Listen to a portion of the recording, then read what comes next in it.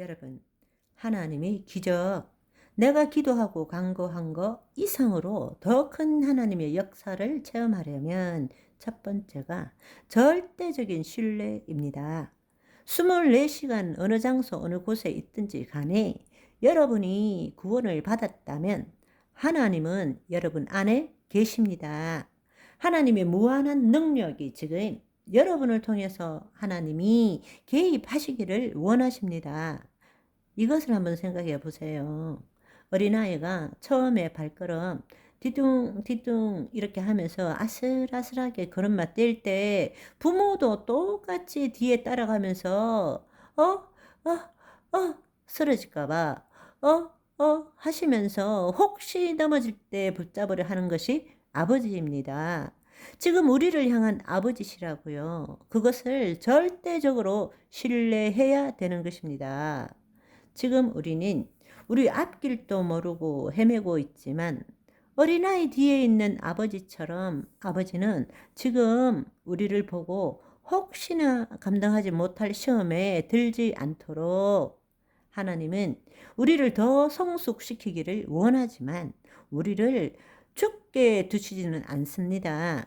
고아처럼 내버려 두지 않습니다. 언제나 새 길을 열어 주십니다. 그렇지만 하나님은 그 문제를 통해서 우리가 하나님을 만나기를 원하시는 것입니다.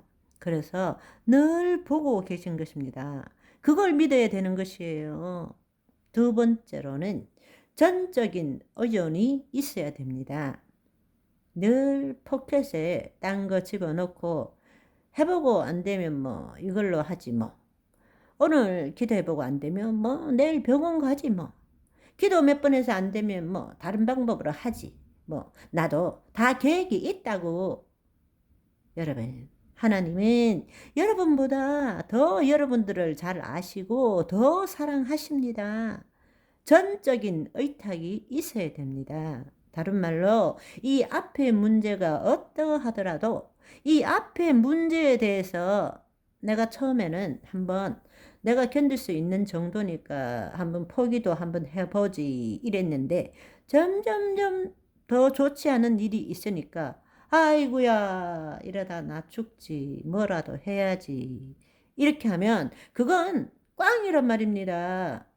하나님은 어디까지 기다리시느냐? 여러분이 죽을 때까지 기다리시는 거예요.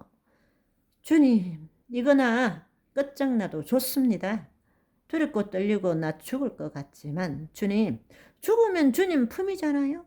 죽으면 죽으리라 나 포기합니다. 이럴 때까지 기다리시는 거예요. 그때부터 통로가 열리는 것입니다.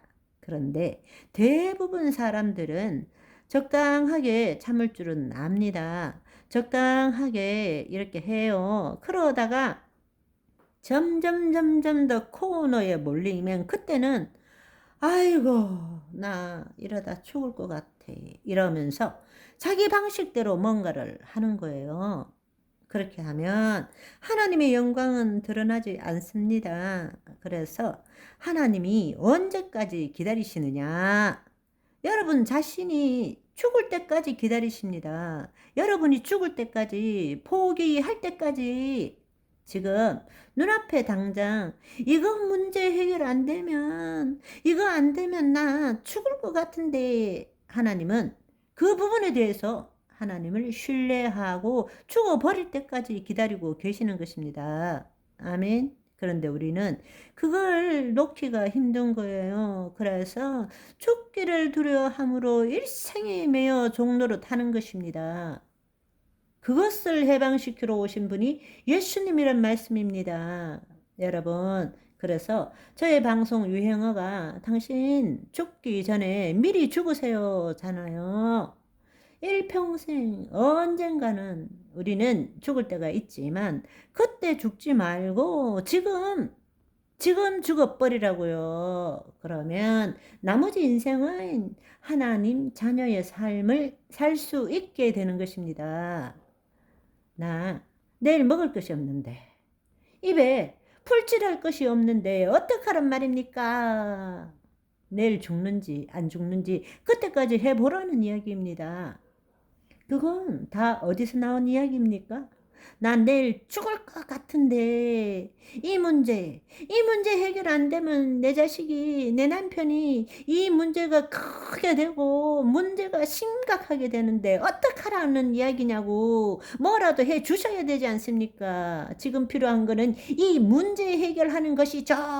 이렇게 여러분은 하나님께 항변을 하겠죠. 항변을. 그런데 하나님은 기다리시는 거예요. 그런데 더 중요한 것은 잘 생각해 보세요. 이 문제 해결 안 되면 죽을 거라는 것을 하나님이 말씀하셨어요. 아니면 여러분이 기억에 기초해서 여러분이 지금 결정한 거예요? 무슨 말인지 이해하시겠어요?